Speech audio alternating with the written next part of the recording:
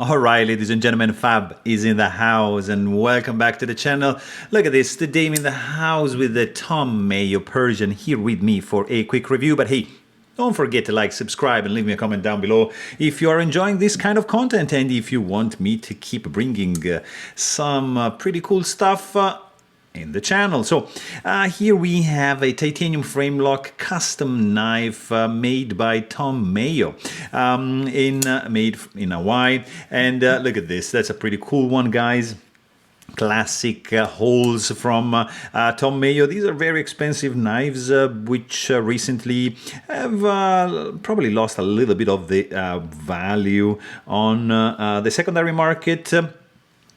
Here it is. This is a pretty cool one, guys.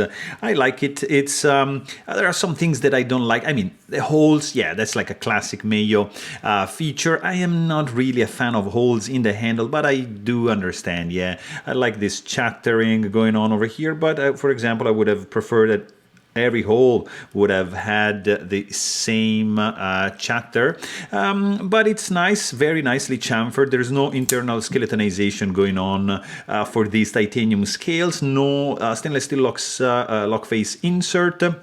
This guy is running on IKBS, so loose bearings, which are made of ceramic. It has a titanium tip-up carry-only, not reversible pocket clip, external cutout for the lock bar, nice blasted finish. It's sporting like T8 and T6 Torx bit screws. It has a very cool Persian, of course, hand-rub satin, a blade in CPM 154 steel. Look at this finish, guy, right over here. So overall length, let's quickly check the size on this fella, because it's not like very small. Like, I mean, 4-inch long blade with 3.75-inch long cutting edge, and you get like a 5-inch long handle for an overall length of 8.9 inches. So it's very interesting. Like the ergos also are quite good. I don't feel any hot spots, maybe like just a little bit like there.